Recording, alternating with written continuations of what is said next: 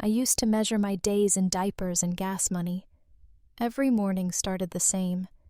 Heat creeping through the thin roof of our trailer, the baby monitor crackling to life with Levi's hungry cry, and me already dreading the numbers in my checking account. By 7 a.m., I'd be standing over a chipped counter in our cramped kitchenette, pouring the last of the powdered formula into lukewarm water, praying it would be enough to keep him calm while I scraped together something for breakfast. We lived in Lot 18 of an old RV park on the edge of Santa Fe. Not the artsy downtown where tourists bought turquoise jewelry and sipped lattes, but the part nobody saw unless their car broke down. Rent was cheap, which meant the water pressure was moody, the neighbors were loud, and you learned to sleep with one eye open. Still, it was all I could afford after Levi's father walked out the same week I found out I was pregnant. I don't talk about him much, not because it hurts, not anymore, but because he was never really there to begin with. He left me a voicemail saying, "You'll figure it out, you always do." That was his version of support. Before I got pregnant, I taught 3rd grade at a public school. I loved it, but pregnancy complications put me on unpaid leave, and I never made it back.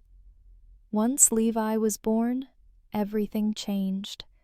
Childcare was too expensive, the school replaced me, and suddenly I was overqualified for most part-time jobs and underqualified for anything that paid enough to live on. So I took what I could. Mornings at a roadside diner, greasy aprons, burnt toast, smiles that didn't reach my eyes, nights doing remote transcription jobs when Levi slept, chasing deadlines while listening for the cough that meant he was waking again. Most days, I barely made it to bedtime without crying in the shower, the only private space I had. People say you find out who your real friends are in hard times. I guess that's true. Most drifted away, too busy with their own lives. My mom passed years ago. My sister, well, we hadn't spoken since the baby shower she didn't come to. It was just me and Levi now. And most days, I told myself that was enough. But that night, the night I sent that message, I was running on empty, emotionally, physically, financially. I opened the cabinet and saw nothing but a few instant noodles and one bottle of water.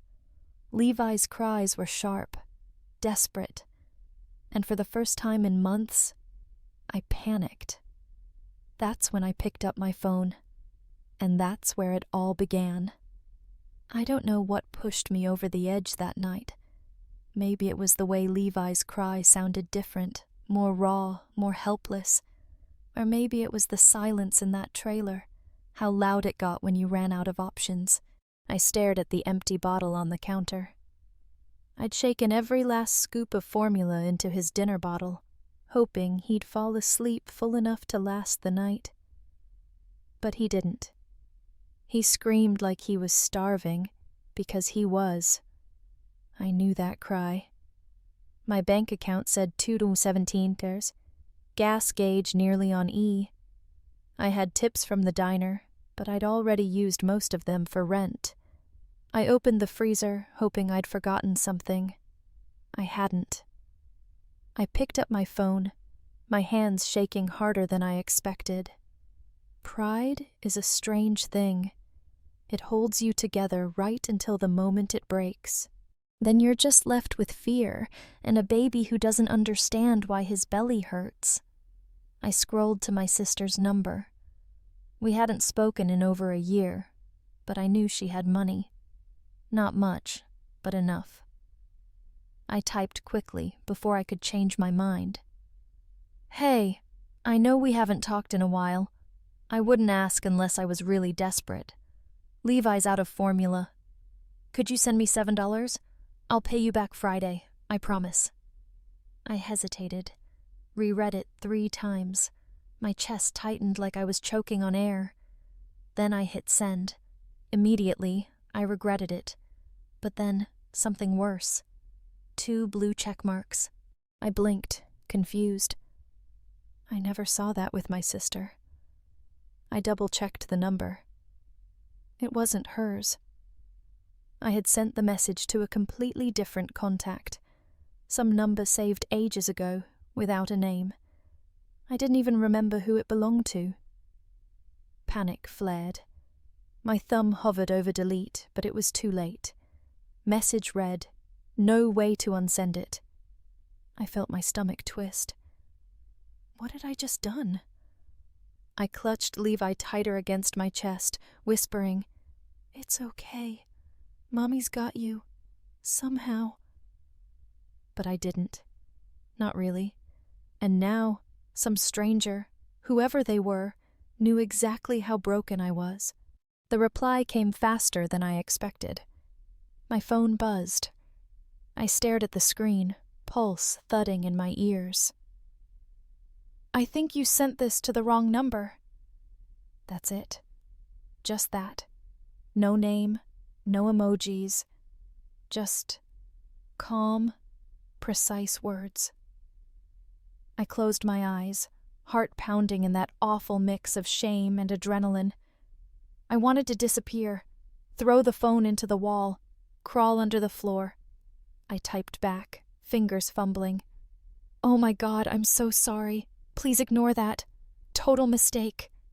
I stared at the message, thinking maybe they'd just let it go. Block me.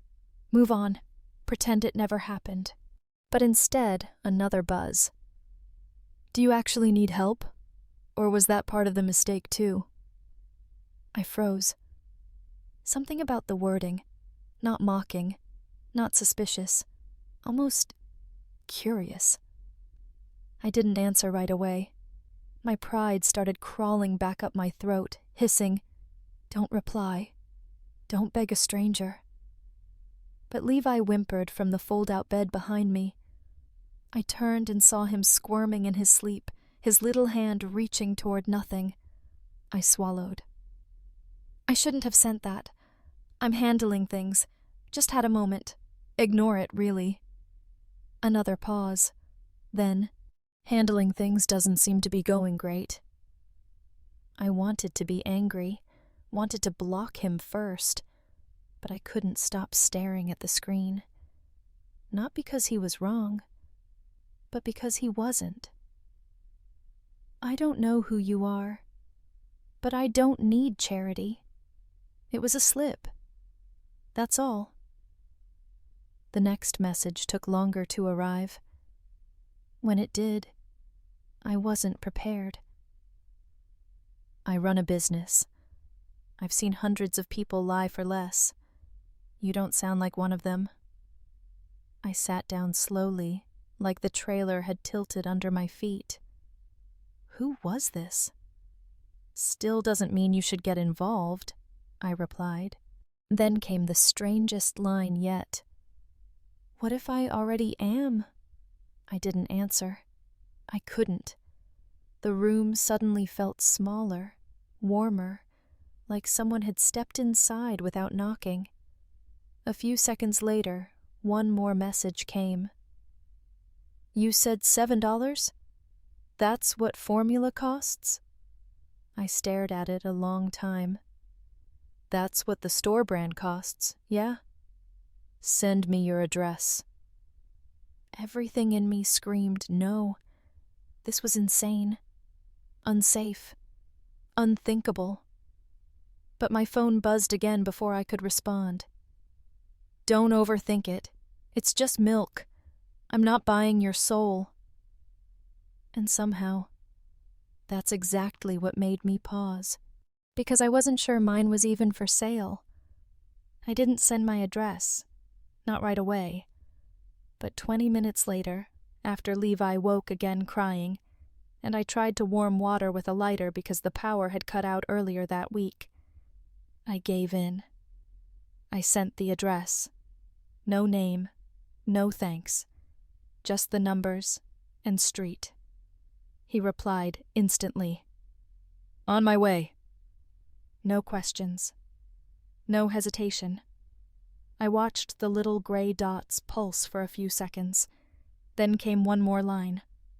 "I'll bring the formula, but just so we're clear." My chest tightened. "If I help you, you belong to me." I stared at the words. Not romantic, not threatening, just final.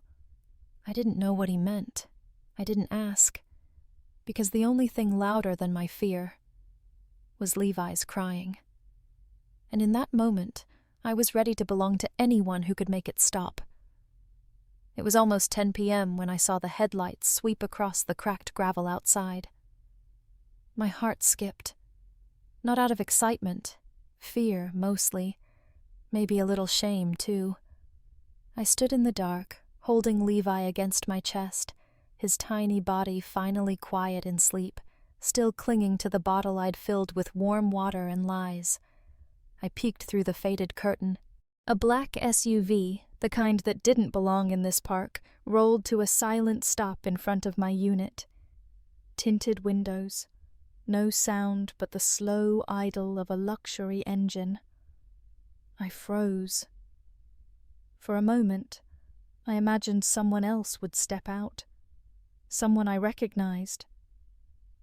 But no. The driver's door opened, and a tall man emerged. He wasn't what I expected. He looked older than me, late 40s, maybe early 50s, clean-shaven, tailored coat even in this heat, hair silver at the edges. He didn't scan the area like he was afraid to be here. He walked like he owned every inch of it. He held a brown grocery bag in one hand, just one. He stopped at the bottom of my steps. I didn't move. Then he spoke. Calm, level. "Elaine?"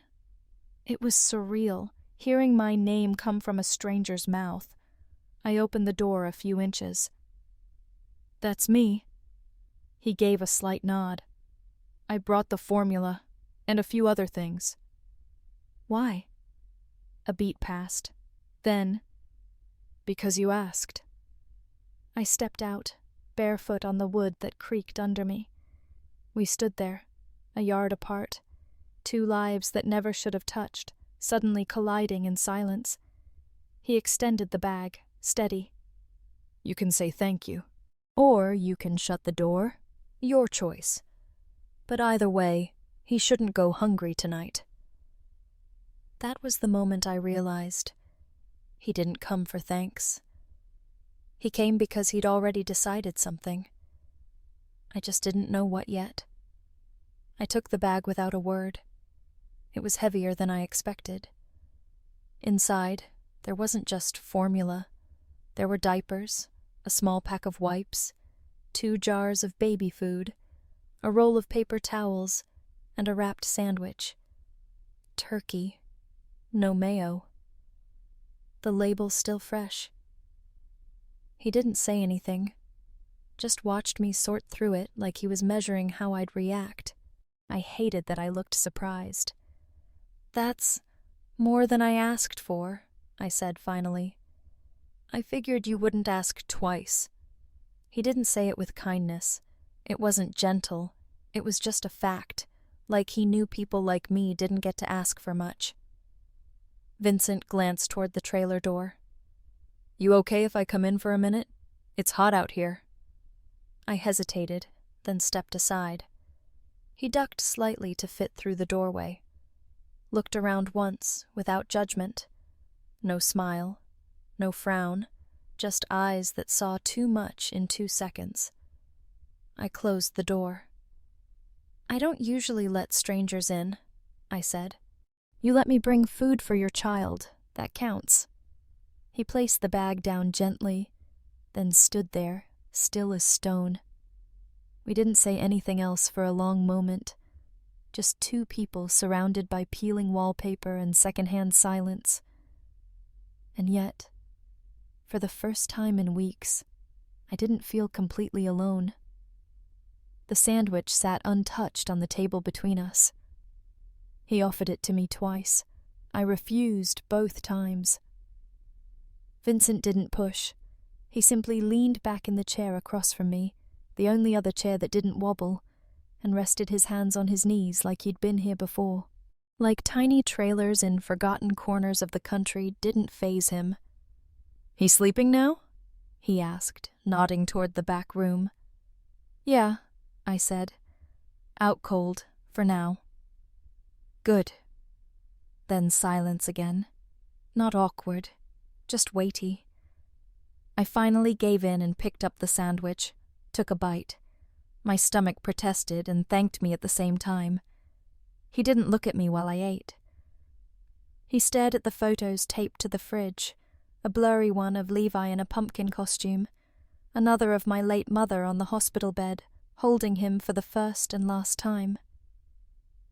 "You live alone?" he asked. I nodded. "No family nearby?" "No family at all, really." He didn't nod, didn't react. "What about you?" I asked. It came out more accusatory than I meant. He raised an eyebrow but answered. "No kids, no spouse. One brother I don't speak to. That's about it." "You live in town?" "Not exactly." I waited, but that was all he gave me. I realized then he didn't speak unless something needed to be said. There was nothing performative about him. No charm, no soft talk, just clarity. And still, I didn't feel unsafe. Cautious, yes, but not afraid.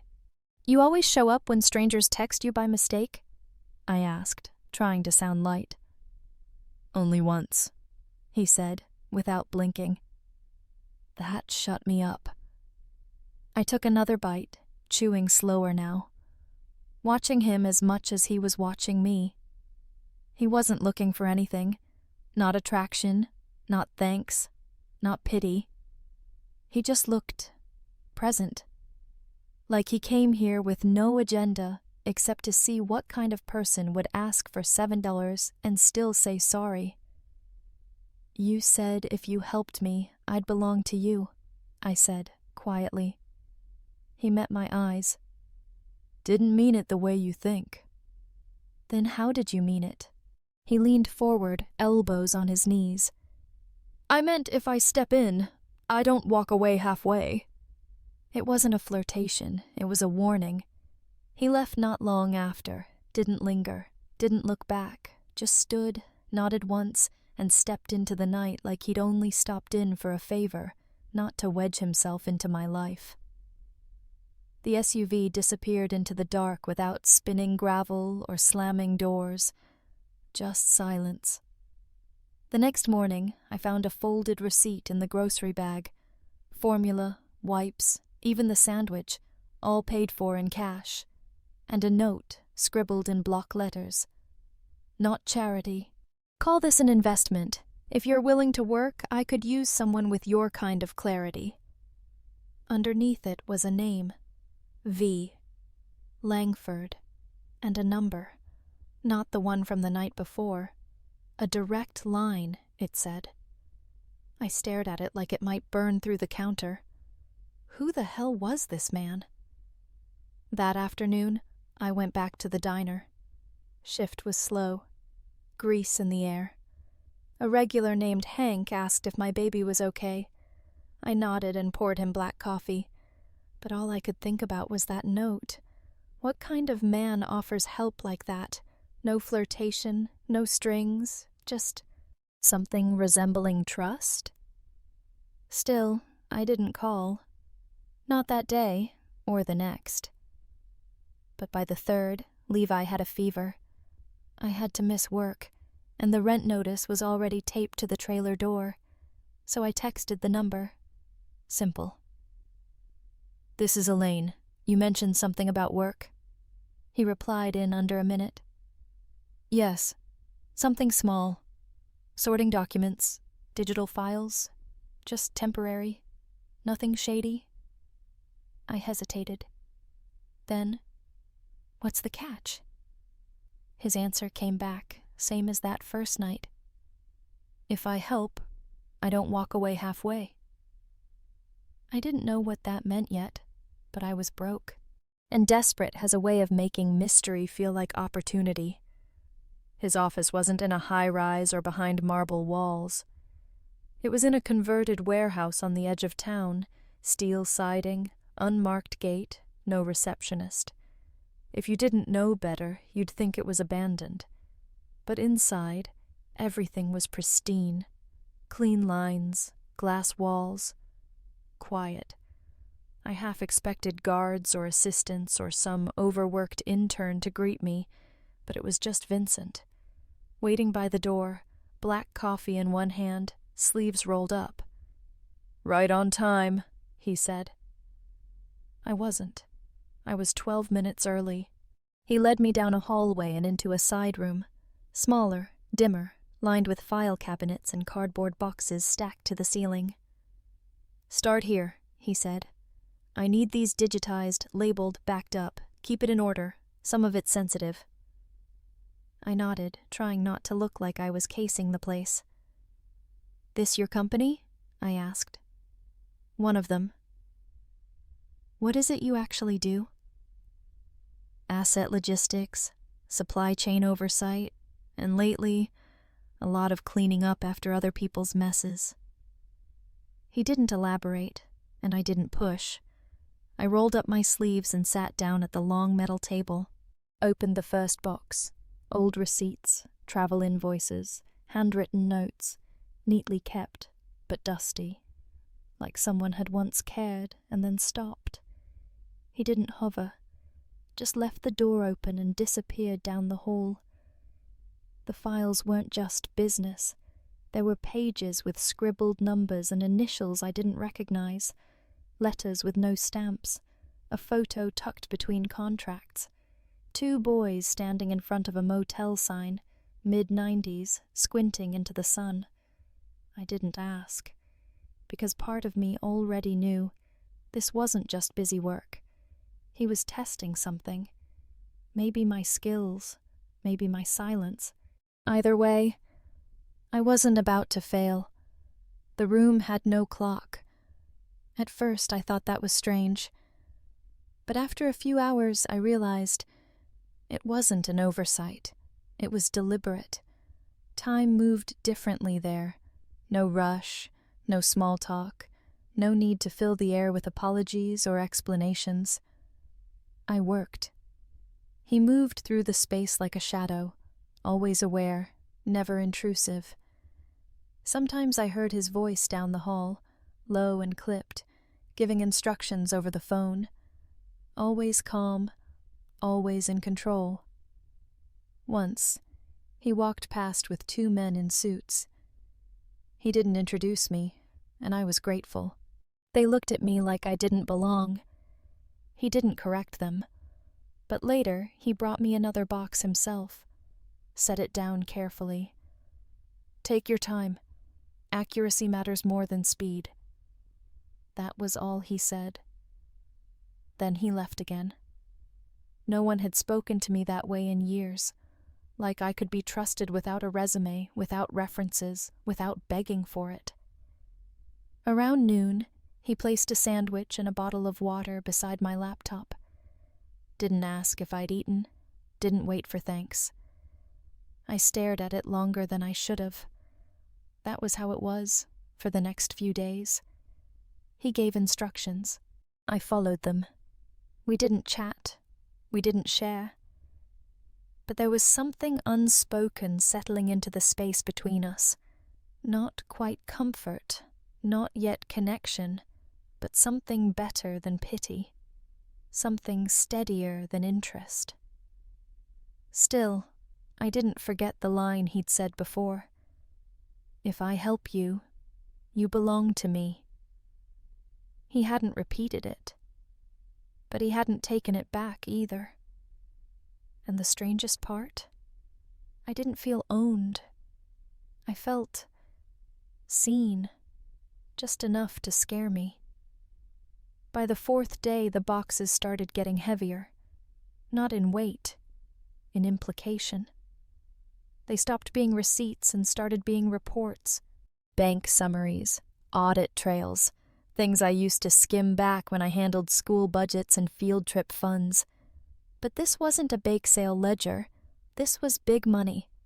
Quiet money. At first, I just flagged a few numbers that didn't line up. A double payment for an equipment invoice, a missing vendor ID.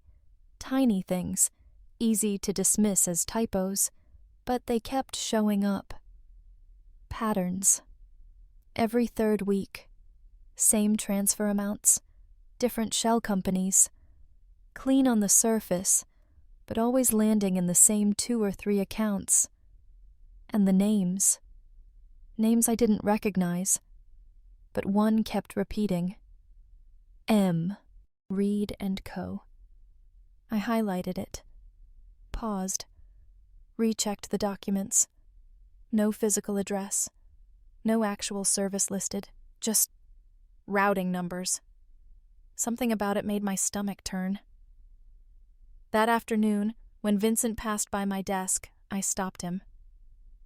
"Do you want me to just digitize these, or are you expecting me to flag things that don't make sense?" He looked at me for a moment, not surprised, not alarmed, just measuring. "What did you find?" I hesitated. "Some vendor trails, double charges, a few payments with no clear origin. Could be nothing." He didn't blink. "But you don't think it's nothing?" "No, I don't." He took a step closer, folded his arms, and said something I hadn't expected. "You saw it faster than most." Saw what? The rot. That word hung in the air like smoke. I waited for him to explain, but he didn't. He just nodded once, almost to himself, and turned to leave. Before he stepped out, he looked back. "Keep going. Don't filter." Then he disappeared again. I sat there for a while, my finger still resting on the trackpad. I wasn't an accountant. I wasn't trained for this. But something in those files wasn't right, and he knew it. And the strangest part? So did I. I didn't expect him to call me in. But the next morning when I walked in, the receptionist, a woman I'd never seen before, looked up from her tablet and said, "Mr. Langford wants to see you. Conference room 2. Not the temp, not the woman from the trailer park, just Elaine, by name. I walked in and found him already there, suit jacket off, sleeves rolled again, a folder open in front of him. He didn't ask me to sit, but I did. "You found Reed & Co.," he said, no question in his voice. I did. "What do you think it is?" "A shell. Used to move money without audit flags." He gave a small nod, looked at me like he was waiting for something deeper. "You think I set it up?" he asked, not like he was worried, but curious. I paused. "I don't know you well enough to answer that." He smiled, not wide, not warm, but real. "Good. That means you're still thinking." He pushed the folder toward me. "Keep looking. Don't talk to anyone else about it." "You don't have people for this?" I did. That was all he said, and that was all I needed. Something in his voice told me. This wasn't about paperwork anymore. It was about trust. The kind you don't ask for. The kind you test. After that morning, everything changed. I still sat at the same table, still sorted files, still drank coffee that came in paper cups with no logos. But now, the door didn't stay half closed when I worked. It stayed open. He started leaving me access codes, flash drives, passwords written on sticky notes in blocky handwriting. I wasn't just digitizing anymore. I was tracing. Tracing where money went, who signed what, which shell company had ties to which offshore account. And most days, I worked in silence, letting the numbers lead me. But once in a while, Vincent would appear beside me with a fresh file or a pointed question. "You see what they did here?" he asked one afternoon, tapping a bank statement. I nodded. They masked a transfer inside a vendor refund, 2 steps deep. Smart. He gave a quiet, almost approval. Another time, he brought me a hard drive. No explanation, just said, "Careful with this one." I opened it, found 6 months of private correspondence, internal memos, encrypted spreadsheets, flagged messages between executives. One name kept coming up again, Barrett. It was subtle, always buried, but it was there. "Who's Barrett?" I asked. "My brother-in-law," he replied. That was the first time he gave me a personal answer. "He handles what I used to ignore. Until now." I didn't press. I just kept digging. The deeper I went, the more I realized this wasn't some white-collar slip-up. It was structured, intentional. Someone had built a machine inside Vincent's empire to bleed it dry without making noise. And for whatever reason, he wanted me to see it. Not his team, not his lawyers. Me. That was when I started asking myself something dangerous. What do you do when someone powerful stops pretending they don't need you? It was nearly 8 p.m. when I finished logging the last document of the day. The office had thinned out. Most lights were off, except the ones in the far end, where Vincent's door was cracked open. I thought about leaving quietly, but then I heard music. Faint piano, old jazz. Something sad. And then his voice. "You can come in." I stepped into his office. No nameplate, no clutter. Just a desk, a single leather chair, and framed black and white photos on the wall. Men shaking hands in hotel lobbies, newspaper clippings, a dusty baseball signed by someone famous I didn't recognize. He didn't look up. "You found Barrett's name, more than once." "Yes," I said. He nodded like he expected it. "He married my sister 23 years ago. Helped me build this place. Back then we used to finish each other's sentences." He sipped something from a glass. Brown, neat. "About 2 years ago I started noticing delays in our audits.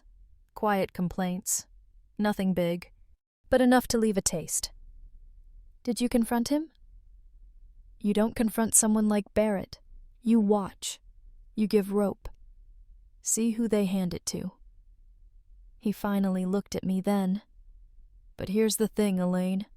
I never had proof. Just instinct." I nodded, careful.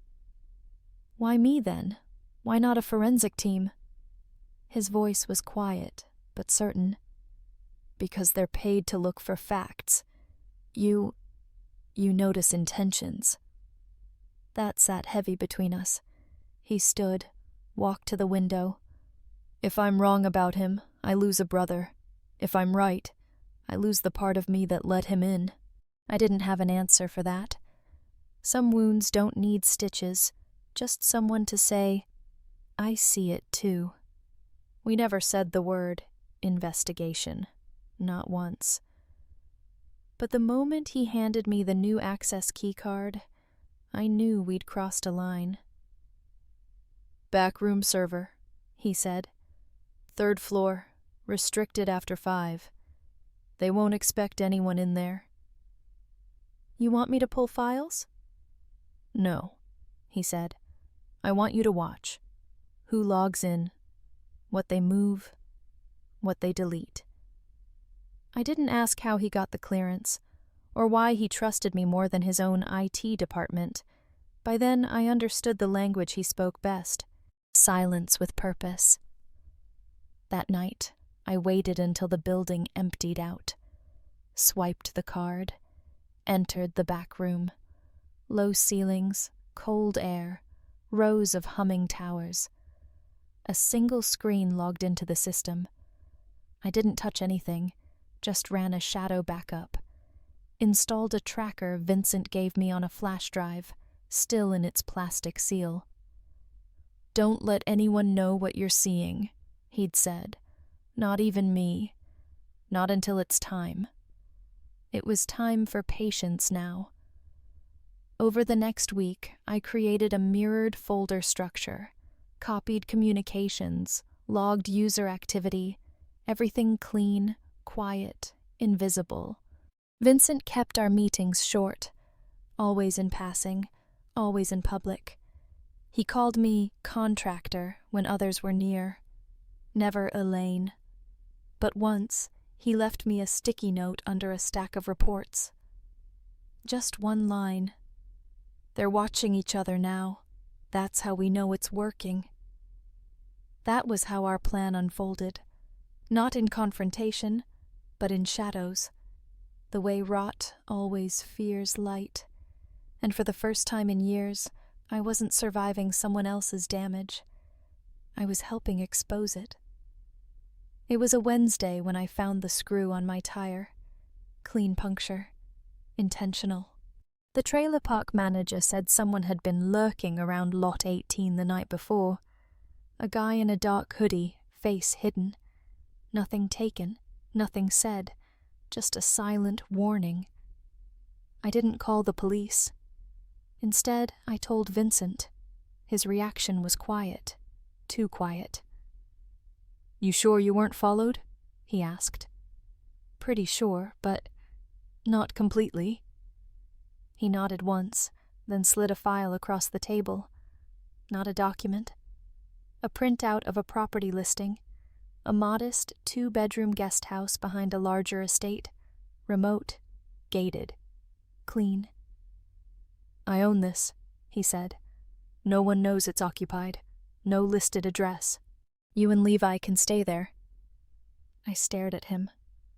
"Why would you offer me that?" "Because you're part of this now, and I protect what's mine." There was no softness in his voice, just intent. "Vincent, You're not safe where you are. That's not an opinion. That's a fact." I swallowed. "This isn't charity?" "No. It's coverage." He stood. "You've already seen too much. I'd rather keep you alive than explain your absence." The words hit hard, but not cruel. That night, I packed what I could fit into a borrowed duffel bag. Diapers, a few baby books, Levi's blanket with a stitched moon and stars. The guest house was quiet, clean. No gold faucets, no marble floors. Just light switches that worked and windows that locked. As I laid Levi down in a real crib for the first time in months, I stood there longer than I meant to. And I wondered if safety was ever just safety, or if it was the beginning of something we didn't yet have the name for. The call came just after sunset. Levi was finally asleep, his chest rising in soft, even breaths, and I had just poured myself a glass of water in the guest house kitchen when the phone lit up. No name. Just a number I hadn't seen in over a year. But I knew it. The same way you remember the sound of a slammed door or the way someone says your name right before they leave. Dale. I let it ring once. Twice. Then I answered. "Elaine," he said, like we'd just spoken yesterday. "What do you want?" He laughed. Low, fake, casual. "Straight to business. That's one of the things I always liked about you. Say what you called to say.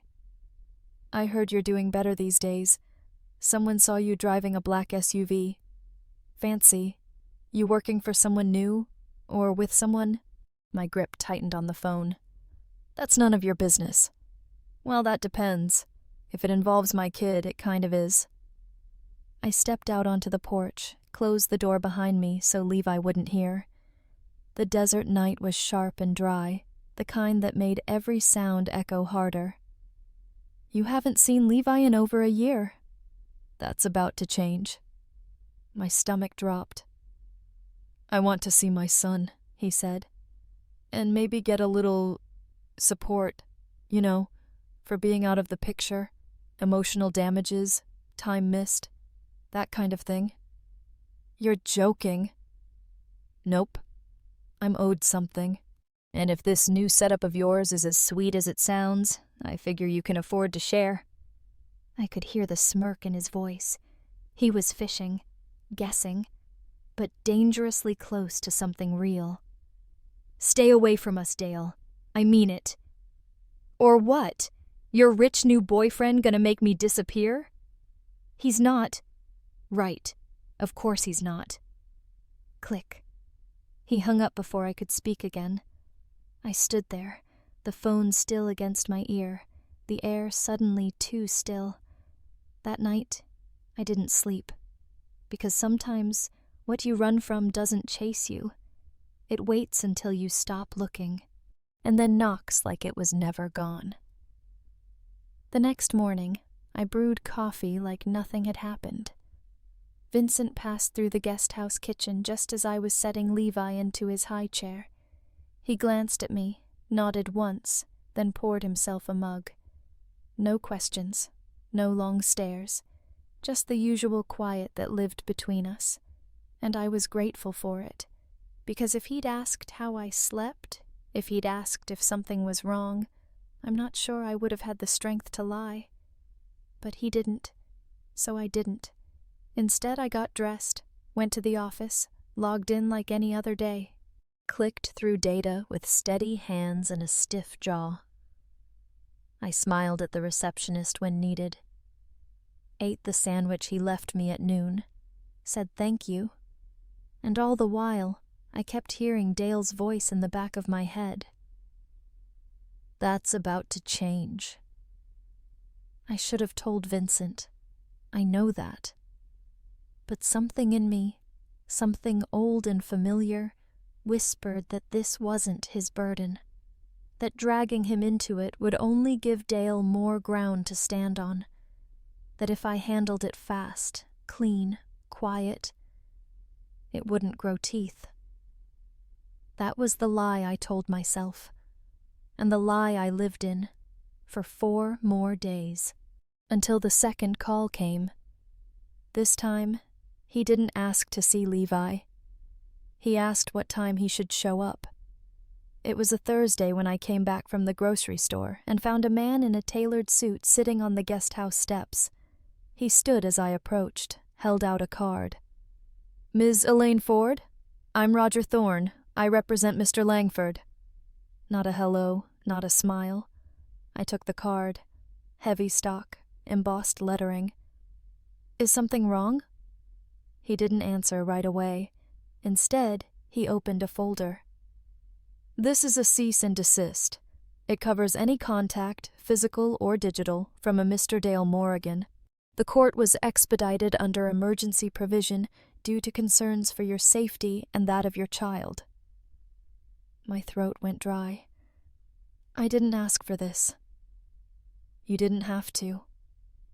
He looked at me, not unkindly, but not gently either. Mr. Langford has a standing policy. He doesn't let threats linger. How did he know? He always knows. I held the folder like it might explode. That night, Vincent didn't mention it. He came home late, coat slung over one shoulder, tie loose. He nodded at me as he passed through the hallway, said one word, handled. I almost asked why he didn't say anything sooner, why he let me believe I was alone in it. But I already knew the answer. He was giving me space to act, and a net to fall into if I didn't. That was how he protected people, not by asking what they needed, but by doing what they never said out loud. And part of me hated how much that meant. The next morning, I knocked on his office door, not gently. Vincent looked up from his desk, composed, unreadable as always. Something wrong? He asked. I stepped in, closed the door behind me. You sent a lawyer to my door, filed a restraining order, without asking. He said nothing. You think that protects me, and maybe it does. But I'm not a name on a folder, Vincent. I'm not your assistant, or your problem to solve. A pause. Then he nodded once, almost like he'd been waiting for this. You're right. I should have told you about Dale. I didn't. That's on me. But if I'm going to stand in this mess with you, you don't get to move all the pieces by yourself. Something flickered in his expression. Not anger. Something softer. Sharper. So what do you want? I want to handle it. On my terms. He studied me a moment longer, then reached for a locked drawer, pulled out a second folder. Blank cover, no label. Then let's start with this. That was the moment I knew. He wasn't the only one learning how to trust. I was, too. And for the first time in years, I wasn't waiting to be rescued. I was stepping into the fire, eyes open. I started with the folder Vincent gave me. No label. Just a thin rubber band holding together 30 pages that didn't make sense on their own. Vendor invoices, wire confirmations, tax IDs that traced to P.O. boxes in cities no one ever visited on purpose. But then I cross-checked them with the server logs I'd been copying for weeks. Something clicked. There was a trail. Not obvious, not even illegal on paper, but off. Wrong in its rhythm, like someone was trying to dance on beat but couldn't help stepping off half a second early. I followed a payment listed to Ferris Point Solutions, $56,000, labeled as Remote Infrastructure Overhaul. It didn't show up in the equipment logs. No one ever signed for it. And when I checked the business registry for the listed EIN, it was valid. Except it was registered to a florist shop in Idaho that had gone bankrupt 4 years ago. I ran that trick twice more. Same result. 3 vendor names, 3 federal IDs, all technically real. But the trails ended in empty shells, front companies tied to nothing but one shared detail, Barrett's authorization code. He hadn't signed anything, not directly, but he'd approved every invoice using a silent clearance path, a bypass in the internal system only available to executive-level staff. The kind of thing Vincent wouldn't have noticed until quarterly reconciliation. By then, the money was gone. And the accounts? 2 of them linked back to a Cayman shell. But the third was worse. A domestic routing number disguised inside a consultant retainer, one that looped back to a savings account under a woman's name I didn't recognize. Megan Holloway. I searched the HR system. No employee, no vendor record, no tax history. Nothing. Just deposits. Big ones. And the weirdest part? They'd started 6 months before I even texted the wrong number that night. That was when I realized something that made my stomach turn. This wasn't just a theft. It was still happening. Vincent didn't say much after I laid it all out. Just sat there, staring at the last page with the name Megan Holloway printed in courier font like it wasn't soaked in betrayal. This goes deeper than I thought, he said finally.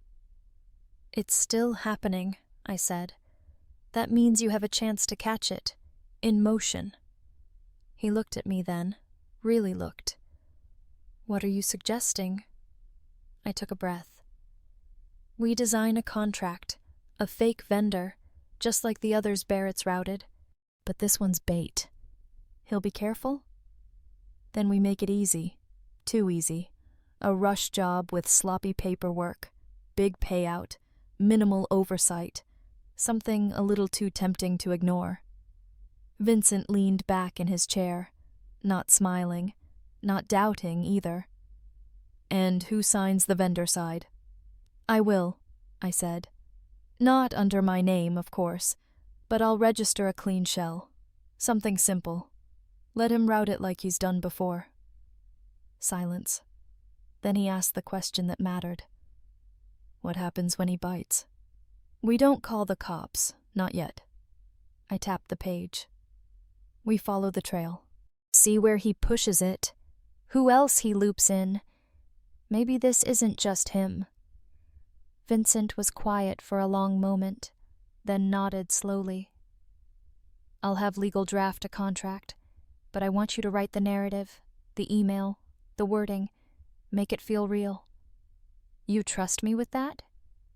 "You're the only one who's seen this from the outside in. That's exactly what he won't expect." He stood, moved to the window. "We don't force his hand. We let him reach." And for the first time, I realized this wasn't just about justice. It was about watching someone dig their own grave and handing them the last shovel. The meeting was held in a side conference room with no windows, no phones allowed. Just Vincent, his lawyer Roger, 2 senior advisors, and, to my quiet surprise, me. Vincent opened a leather folder, placed a single sheet of paper in the center of the table. The dummy contract. "This," he said calmly, "is our answer."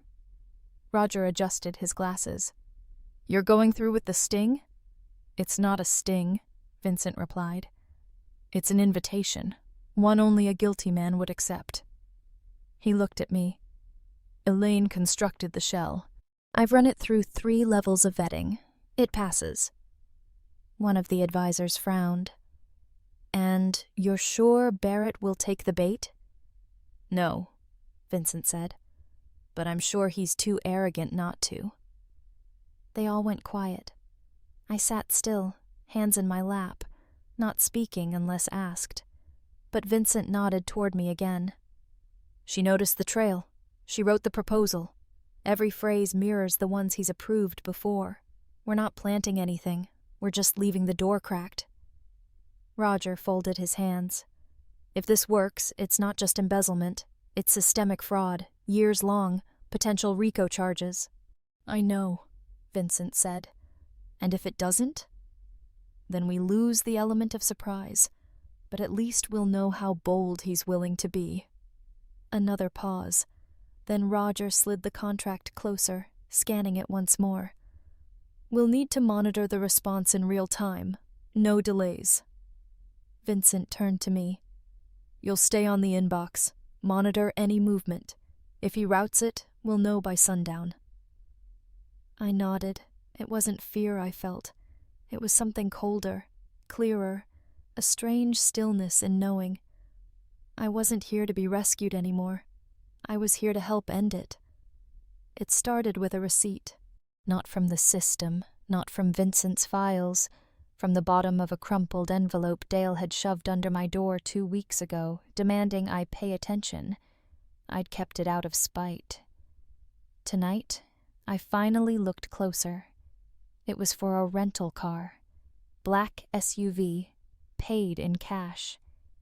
The name on the receipt wasn't his, but the signature matched Dale's slanted, aggressive scrawl. What caught my eye wasn't the vehicle. It was the billing contact, a corporate name I'd seen in Barrett's clearance trail just days earlier, Wellington Trust Logistics. I ran the name through the shell network I'd mapped for Vincent. 3 hits, all connected to the same offshore account, all cleaned through fake vendor contracts signed off by Barrett. I sat back. Dale had no business with Barrett. No job history, no reason to cross paths. Unless someone needed him for one thing, leverage. That meant Dale's sudden return wasn't random. He was sent, which meant so was I. It happened at 9:43 a.m. on a Monday. The moment the dummy invoice cleared through the approval system, a silent notification pinged on my laptop. Flagged routing authorization, level 2 clearance, Barrett's clearance. I didn't move, just stared at the screen like it might take it back. Vincent stepped into the office 10 minutes later, dressed in a charcoal suit, no tie. "It cleared," I said quietly. He looked at me, then at the screen. Didn't speak, didn't blink. He just nodded once and dialed a number from memory. 15 minutes later, the building began to shift. It was subtle at first, 2 men in windbreakers entering through the side entrance, eyes sweeping but casual. Then a woman with a lanyard stepped off the elevator, holding a sealed envelope marked DOJ. And then it broke. Barrett was in the West conference room when they came in. I wasn't there to see it. Vincent made sure of that. But I watched it unfold on the office security feed, muted, black and white. He stood when they entered, confused, not scared, until they said his name, until they read the charges. Conspiracy, wire fraud, falsifying executive records, racketeering under federal code. That was when the color left his face. Vincent didn't go to the room. He didn't say goodbye. He watched from his office, one hand resting on the edge of the window like he was holding up the sky. "He didn't fight," I said. "Of course not," Vincent answered. "He never thought he'd need to." And then something strange happened. He sat down. Hard, like the truth weighed more than the lie ever did. "He raised my sister's kids. He toasted me at my father's funeral. He was in my house every Sunday." "He also stole from you," I said. "That's the smaller betrayal." We sat in silence, the weight of victory pressing down like grief. Because sometimes, when justice finally arrives, it doesn't roar. It just lands and takes everything with it. I waited until everything with Barrett had settled. The press releases drafted, the board briefed, the lawyers fed. Then I walked into Vincent's office and closed the door. He looked up, eyebrows slightly raised. "You okay?" I nodded. "Now I need to talk about something else." I pulled out my phone, opened the recording app, pressed play. Dale's voice filled the room, smug, familiar, sharp like a bad memory that never fully fades. "I want to see my son. You can afford to share. Your rich boyfriend gonna make me disappear?" When it ended, Vincent didn't speak for a long time. Then, "How long have you had that?" "Since the second call. I recorded it in case. I needed to protect Levi." "Why didn't you play it before?" I looked down at my hands. "Because for a while, I still thought I had to fight that part of my life alone." He leaned back, exhaled through his nose. "And now? Now I know the difference between silence and survival." That afternoon, the tape went to Roger, and Roger went straight to the local DA. 2 days later, Dale was picked up in a gas station parking lot outside Elko, caught mid-sentence, asking a stranger if they knew someone who could send a message without fingerprints. I didn't watch the arrest. Didn't need to. I'd already heard him hang himself, word by word. Sometimes justice isn't loud. Sometimes it's just a woman pressing record and deciding she's done being afraid. I packed in silence. Not because I was angry. Because I wasn't sure how to say goodbye. Levi's things went into the same bag they'd come in. Clean now, soft, no longer smelling of mildew and coins. My own clothes had tripled in number, but I left half behind. I only wanted what I came with. Vincent hadn't said anything since Dale's arrest. He let me be, and maybe that was the kindest thing. By the time I zipped the bag shut, it was late. I walked into the main house just as he was pouring himself a drink. The same amber liquid, same glass, same posture I'd seen since that first night. He didn't look surprised to see me. Going somewhere? He asked. Back home. That trailer isn't home. It was. He studied me, but didn't interrupt. You brought me here to keep me safe, I continued. And you did. But that part's over now. Is that all it was? He asked quietly. That stopped me. Not because I didn't have an answer, but because I'd been avoiding it. I didn't speak. I reached for the doorknob, and that's when he said it. I'm not keeping you, Elaine. I never did. I turned around. Then what is this? He didn't blink, didn't breathe any louder. It's me wanting you to stay. That's all. There was no performance in it, no weight, just the truth. Raw, small, unarmed.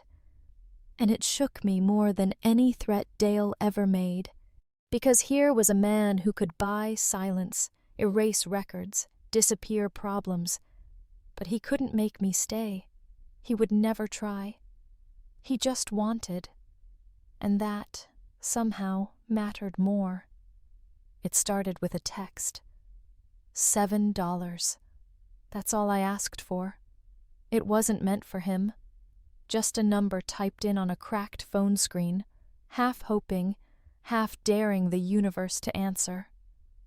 I remember the night. Levi crying, no formula left.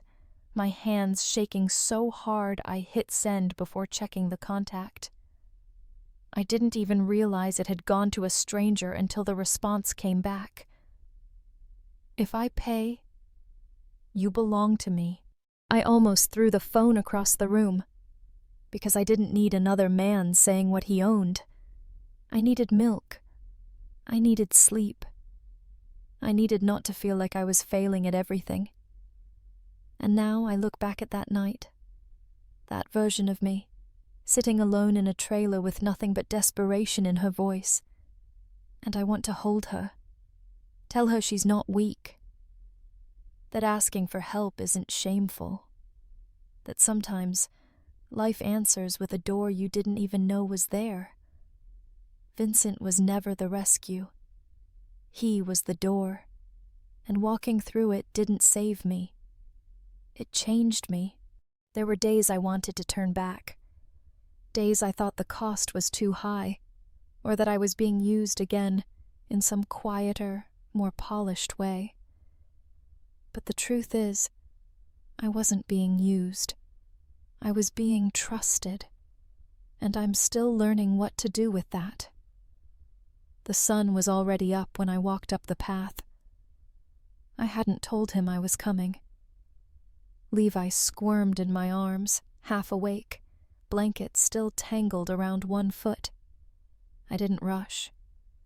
The gravel crunched under my shoes the same way it had that first morning, but the sound didn't feel like warning anymore. It felt like coming home. The door was unlocked. I stepped inside. The kitchen smelled like toast and coffee. Vincent was at the stove, sleeves rolled up, reading glasses perched low on his nose, flipping pancakes with the kind of focus you only give to things that don't fight back. He didn't turn around right away. There's orange juice in the fridge, he said, like I'd never left. I set Levi down. He toddled straight toward the dog bowl, because of course he did. Vincent finally looked over his shoulder. His eyes landed on mine and stayed there a moment too long, not asking, not demanding, just letting me be. Thought you had things to settle, he said. I did, I replied. I settled them. He nodded, like that was enough. You want coffee? Only if it's burnt. He smirked, the real kind, the one that pulled a little too far on the left side. Then he poured a second mug and pushed it across the counter without looking. I took it. Levi tugged at his pajama sleeve, babbling nonsense. Vincent crouched down, picked him up without hesitation, one hand steady on the small of his back like he'd done it 100 times. And maybe, in some version of us, he already had. We sat at the little table, the one with a scratch down the middle and a chair that creaked if you leaned too far left.